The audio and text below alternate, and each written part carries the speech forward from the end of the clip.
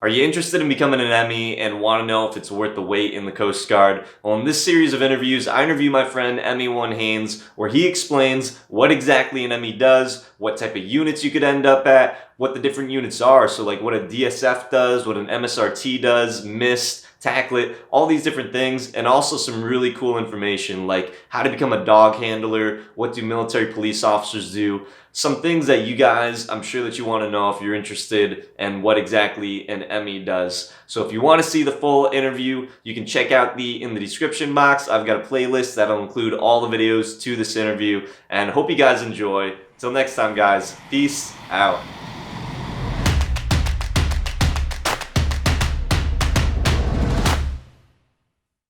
So this next section, I just kind of want to go over what you would do at certain types of units and what the type of unit is, just to kind of expound on that. So what exactly is a TACLET and what would you be doing? So a TACLET is a tactical law enforcement team. It's comprised of law enforcement detachments or leadettes. And basically what they do is they go out and they deploy on assets, including Coast Guard cutters, as well as foreign and U.S. Allied vessels and in small teams. And they will do counter-drug and training missions. And sometimes anything else that they're especially qualified to do, and that list is quite hefty. There's people on other continents doing stuff. So it really just depends there on what time of year is and what's going on in the environment. But primarily they're counter-drug and training. And when you're at a TACLET, so you said that you're going to be on board a lot of cutters? You could be on cutters. You could be on at a time. There was a time when we were on U.S. Navy vessels a lot. There's times when you could be on a foreign but an Allied naval vessel. I've sailed with Canadians and a lot of different countries that right now, of course, I'm like blanking out on. Mm-hmm. So a lot of different Allied naval vessels that you can ride on and do different things. You can also be in country, in theater somewhere doing work. It really just depends. Okay. And then MSSTs. What is an MSST and what are you doing at one? So Maritime Safety and Security Team. That's kind of changed recently because before MSSTs had force protection teams built into them, which was the guys doing all the CQC and stuff, and now that's strictly at the MSRTs and TACLETs. So right now, the best way to kind of explain it I say this, it's kind of like a mobile station. If you think of a PWCS unit, PWCS station that does security, that's kind of what they do. They're a deployable asset, but a lot of what they're doing is they're going both water side and they have canine units as well that can go and do security at the national conventions. So the Democratic National Convention, the Republican National Convention, Super Bowls, presidential operations. When POTUS flies in, they'll usually come in to supplement areas that need extra security. It could also be on ferries sometimes. So there's a wide range of stuff that they do. So MSSTs, because the Coast Guard does have jurisdiction that maybe regular military do not have. Does that mean that it's mostly going to be like water based, or is it going to be, like you said, you could do presidential things, but why are they using MSSTs, people at MSSTs over like SWAT or just regular police? And a lot of times it's a force multiplier, as well as the MSRT, which we'll get into. It's a force multiplier. We do have a lot of jurisdiction. Federally, we have almost more jurisdiction than almost anyone from federal LE capability. So we have that. We have the people. We have the means to do it. We have a lot of unique capabilities that sometimes smaller departments can't provide. Sometimes smaller SWAT teams or whatever, they may be collateral duty for them. So to have this show of force on boats and sometimes even landside and sometimes directly assisting. So it could be even landside, depending upon the mission, helping out these agencies. It's just great to have from the federal level. So you said that MSSTs are kind of breaking up into TACLETs and MSRTs, is correct? So there is no longer, basically a lot of their billets went to MSRT because they used to have what was called force protection teams, FP teams, and those are no longer there. So essentially now it's all billeted for primarily these events, where deployable events where you can be a tactical boarding team or tactical boat crew going to these events.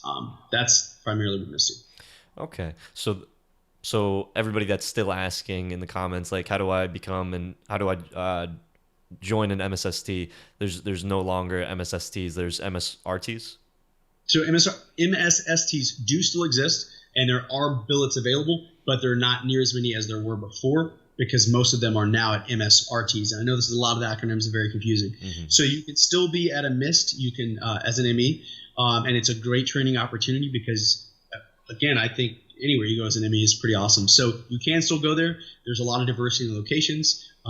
They're around the U.S., and it really, again, all depends on the timing when someone graduates high school or when someone's up for rotation.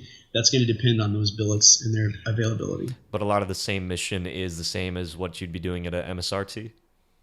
So not so. I don't want to say yes, because it's actually totally, the MSRT is a very highly capable asset that is doing a slightly different mission set.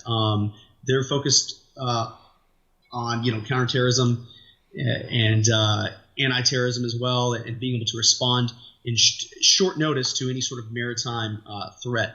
So they're very specialized, including their boat drivers as well. TDT, Tactical Delivery Team, they drive a platform that no one else uses in the Coast Guard. It's very specific, very fast, very stealthy. So they train for very specific things with the DAS, the Direct Action Section, which are the small teams in the MSRT of the tactical team members. So those two combined are very, very unique skill sets that still you may see around at these same conventions that I mentioned, such as like Super Bowls or big events, POTUS, so on and so forth, but in a slightly different capability because of their response capabilities that a MST does not have. And what type of response capability does an MSRT have over a MST? So it's an advanced response for anything up to including hostage potentially. It could be CBR response as well, which is a big thing threatening us now, and any sort of active terrorism that they're called upon by the Secretary of DHS to do. Okay, so just to kind of understand, an MST or at a MST, you're mostly dealing with like conventions, major events, and you're the support basically. And then for an MSRT, you're more of like a deployable. I'll just say, it's just you're kind of doing similar things, but at a MST, you're on a small boat. You may be doing boardings. You're a force multiplier, and so is an MSRT. But an MSRT is a much more highly qualified, highly trained, capable asset that's going to be doing a slightly different mission, more so for response. Whereas an MSST is more so on the front lines. They're there as a visible deterrent. They're there to do patrols and things like that, where the MSRT is there to respond. And how does someone go about becoming part of a MSRT? Because I know that like with any rate, there's more desirable jobs that lots of people typically are fighting for, or trying to get that priority for. Is MSRT one of those jobs that it's more highly competitive? And how would you go about joining an MSRT? So again, if you're coming from A school, it's going to be kind of similar. It depends on what billets are available right then and there. But it is a unit that requires a very physically fit, mentally adept person who's willing to work for and earn their position on a team. So it's really the same way. If the billet's there, you can apply to go. If you're already in the fleet, there's a screening process for all the DSF units that you go through, just to ensure that you meet all these requirements that are going to be required of you to attend these units. Things like that you don't have any previous issues. You don't have any bad marks, any bad conduct. You don't have any severe indebtedness. You can maintain your security clearance. You're qualified in your weapon systems, so on and so forth. It's fairly basic things, but it's things that are absolutely important and critical to being on those teams. So MSRTs, they're kind of broken up into smaller teams. So yes, MSRTs are broken into DAS, a direct action section, and there's multiple DASs at each MSRT, east and west. Okay, so how many MSRTs are there? You said there's east and west. Two, yep, east and west. Okay, and uh, is you said that a lot of MEs comprise MSRTs, or is it a smaller amount? It is a fairly large unit. I want to say it's a fairly large unit. There are a lot of MEs there, almost primarily MEs, and it is a big component of the ME rating in general. So you can kind of expect going through your career as an ME that you'll end up at a MSRT. Absolutely. In fact, it's basically expected that you're going to do time at an MSRT because it's such a big component of our rate. Okay, and what does a maritime force protection team do? MFPU. So primarily, they will do things like sub escorts, and beyond that, I'm honestly will say that I don't know, and I know there are billets there, but I've never been to one, and they are actually like a unicorn because there's so few of them. But primarily, what they do is submarine escorts. They also work off of a platform that's very unique. It's not like many of the Coast Guard assets we see. So that is pretty cool. But I know that's their primary mission. Otherwise, I can't really speak on that. Okay. What does an ME do at a station or sector? So at a station or sector, I'll start with the station. Depending on the size of the station, you're probably going to be the weapons petty officer. You're going to be a law enforcement instructor. You're going to be expected to maintain people's qualifications, sit on boards qualifying personnel. You're also probably going to be expected to be one of the lead or senior boarding officers at the unit, and also qualify other boarding team members at the unit. Okay. So it sounds like a lot more of a laid back, not laid back, but it's a lot more supportive at a station rather than operational. And it depends on your command. You could be more supportive, or you could, in fact, be like, for instance, I did 4 years at a station, and half that time I was a day worker that kind of did a lot of support stuff. And then I actually went into a duty section and was completely part of the team. I stood port and starboard duty, and I was a boat crewman and did all those same things that I just mentioned as well, basically collaterally, managing weapons, managing qualifications, training people, and qualifying people as well. Okay. And then at a sector?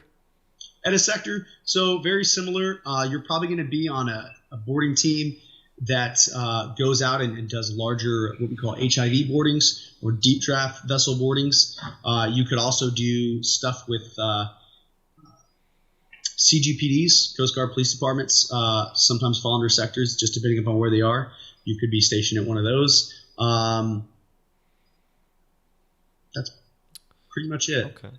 And what about on a cutter? What does an ME do on a cutter?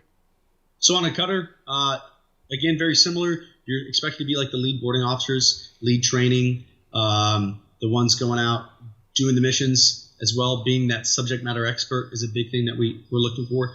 And to, same thing, be a small boat, a crewman, be able to go out and help the crew out primarily.